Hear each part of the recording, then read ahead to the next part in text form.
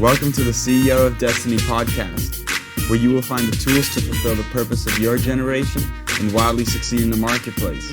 And now your host, Andre J. Benjamin. Is that they're actually chained to their own flesh right now. They're chained to things that do not satisfy fully, right? You might feel good that night, and then the next morning you feel like crap, and you just keep chasing the next thing, trying to find some sort of fulfillment, some sort of purpose, and you don't have that until you meet the Lord. And to be real, like even when it comes to things like Web3, I think people can talk about a lot of these things that are like good for us, not really understand why. I met the founder or the writer of a book called, I believe it's called God and Bitcoin, I think. His name is Jimmy Song. And he's a believer. And he's actually met multiple people who, as they get deeper into how Bitcoin works, they actually became Christians through the process. It's pretty insane. Oh, no, it's called Thank God for Bitcoin. That's what it's called. And it's a really good book. You should check it out. But he's a super influential person. Like, you know, the head of Autopilot from Tesla follows him, like the Reddit founder follows him on Twitter, like a ton of influential people follow him.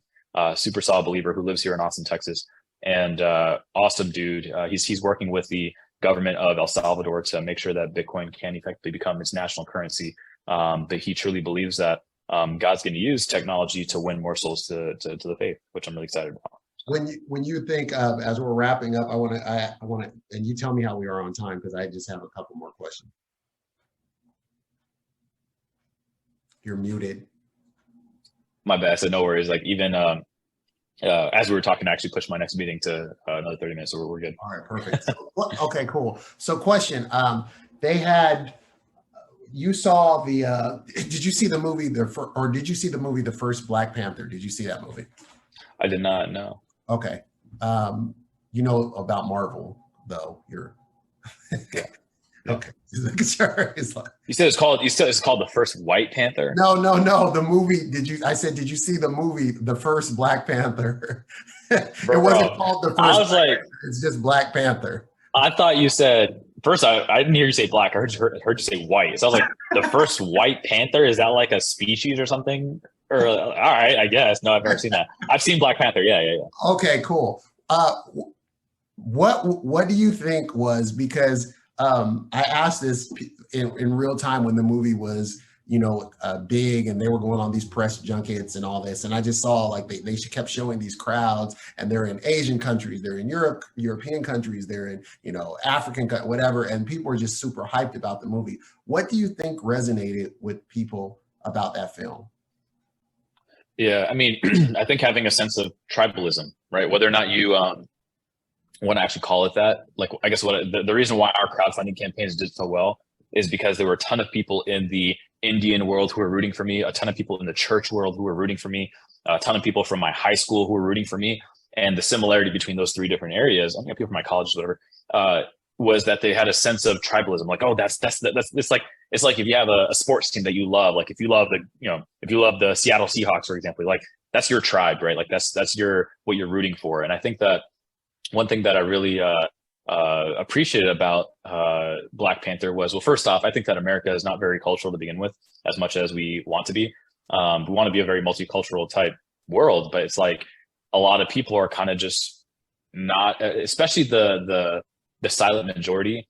They don't really care to really engage in those types of things. I think kind of centralized loud voices are just in the cities, but then we see kind of the rest of the United States and essentially how Trump won his election. It's like those are mainly people who don't really engage with the culture much.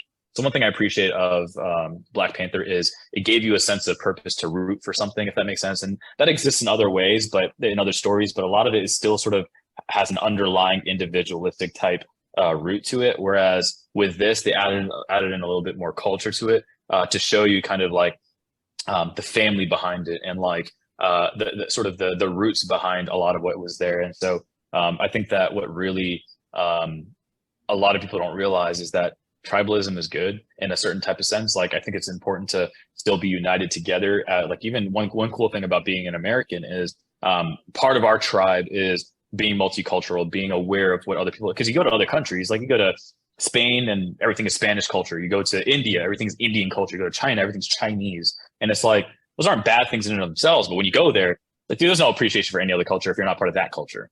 The cool thing about the United States is it doesn't matter where you're from.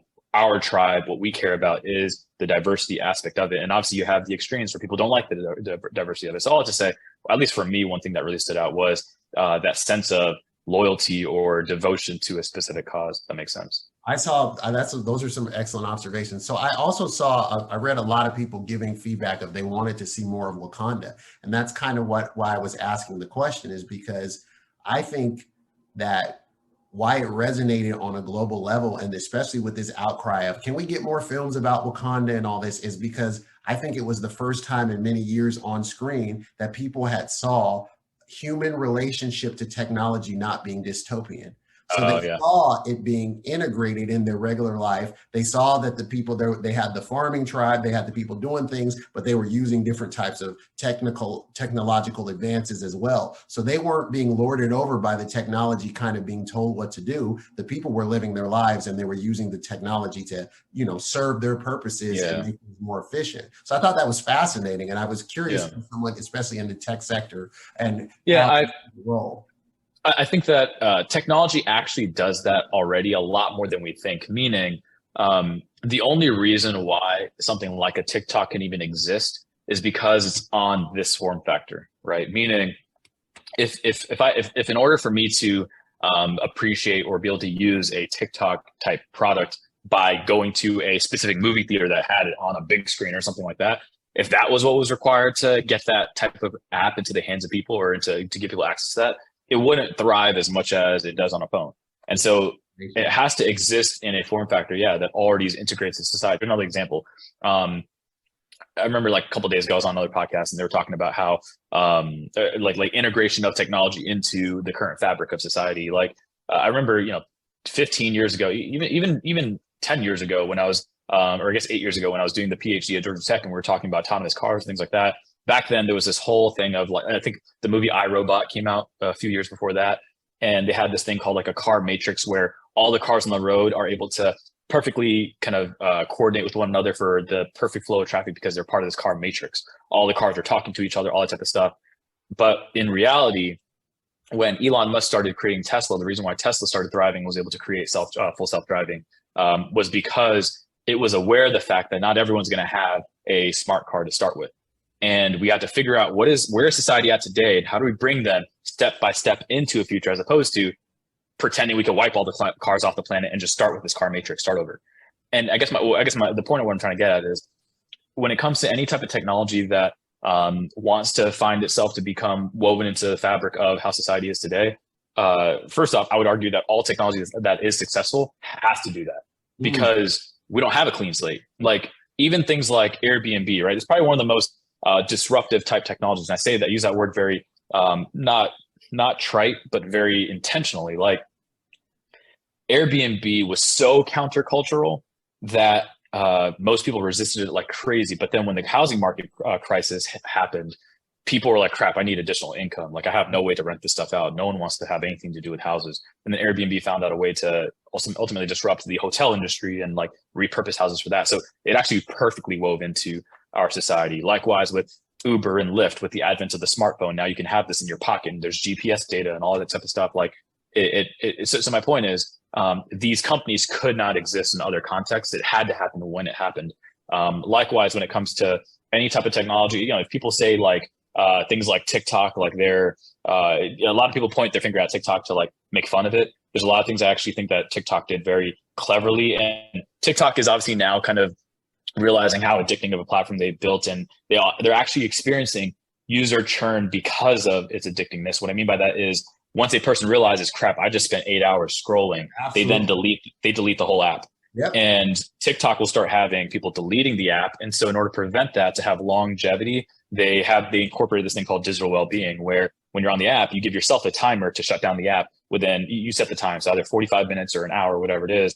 And then as opposed to deleting the app. So TikTok is like, we'd rather you not use this thing 8 hours at a time and then delete the app. We'd rather use it 1 hour a day, every day for the rest of your life.